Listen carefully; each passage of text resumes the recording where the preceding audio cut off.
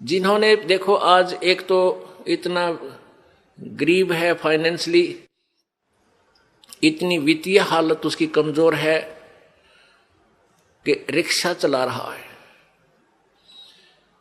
एक ऐसा है मजदूरी कर रहा है, एक रिक्शा चला रहा है, एक उसके अंदर विराजमान है, बैठा है, दोनों ही मनुष्य।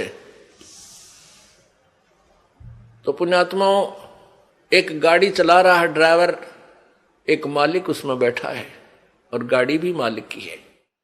तो इतना भेद यूं क्यों हो गया? क्योंकि पिछले जन्म जन्मांतरों की जैसी भी जिनकी भक्ति शक्ति है, जितना भी जिन्होंने पुण्य किया हुआ है, वो आज आपको ज्यों का त्यों दे रखा है। जिन्होंने पीछे कोई पुण्य किया नहीं, वो आज कंगाल है और एक एक पैसे को मांगते फिर रहे हैं। अब कोई नहीं सुना है, अब देते को हर देत है। जिन्होंने दान किया उनके ठाट ठाट कर रखे हैं। छोटा सा बच्चा बिजनेस में लग जाता है और चारों तरफ से उसके पूरी प्रोग्रेस हो जाती है, विकास होता है, क्योंकि उसने पिछले जन्म में पुण्य कर रखे, वो भगवान दे ही देगा, उसमें टोटा होने ना दे उसके।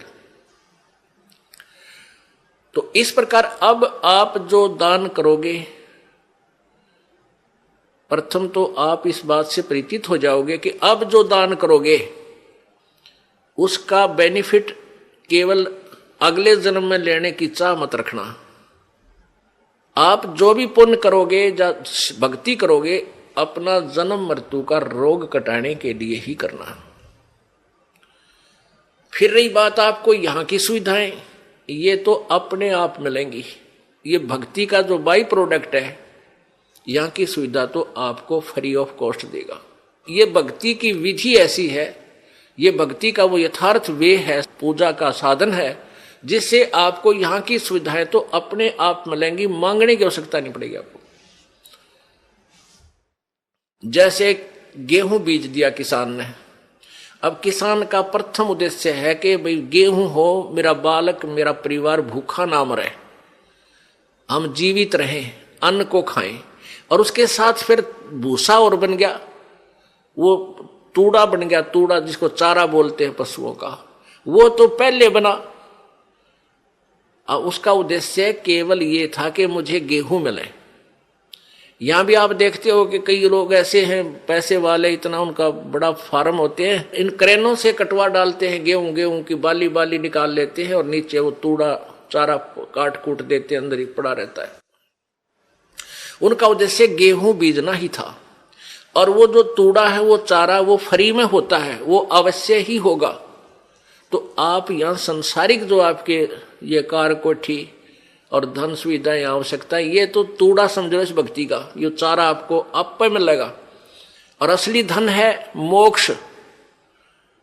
जो बाली है वो गेहूं समझो मोक्ष है। हमारा उद्देश्य मोक्ष प्राप्ति रहना चाहिए, ना कि वो चारा ही प्राप्त करना।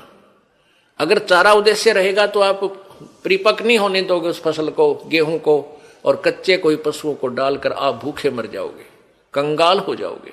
इसलिए हमने इस प्रोसीजर को पूरी तरह समझना है, और वो समझाने के लिए आपको यहां बुलाया जाता है।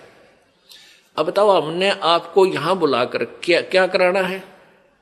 कोई काम नहीं, कोई सेवा नहीं। सेवा तो हम आपको तैयार करें पावा सारी, बच्चे लग रहे हैं यहाँ, पुण्यात्मा जिनको पता लग रहा है कि ये सब अपने भाई हैं, सतलोक के वासी हैं। अब ये भूल भटक गए, यहाँ काल के जाल में फंसे हुए हैं, और इनकी जितनी हम सेवा करेंगे, ये मालिक के बच्चे हैं, परमात्मा लाभ देगा सेवा करने वालों को।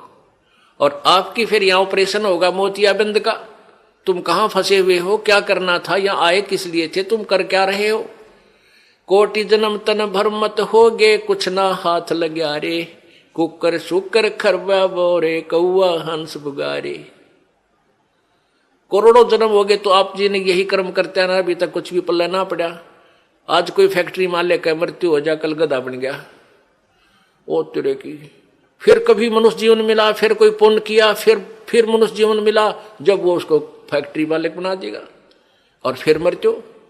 इस जन्म मृत्यु के रूपी रोग से मुक्त होने के लिए आप जी ने इस ज्ञान को समझकर इस भक्ति मार्ग को उसी उद्देश्य से ग्रहण करना चाहिए जो इसका मूल उद्देश्य है। देते को हर देत है जहां तहां से आन, ना दिया वो मांगते फिर यो साहेब सुने नहीं कान। सत साहेब जय हो बंदी छोड़ के। वीडियो अच्छा लगे तो लाइक सब्सक्राइब करना। सत साहेब।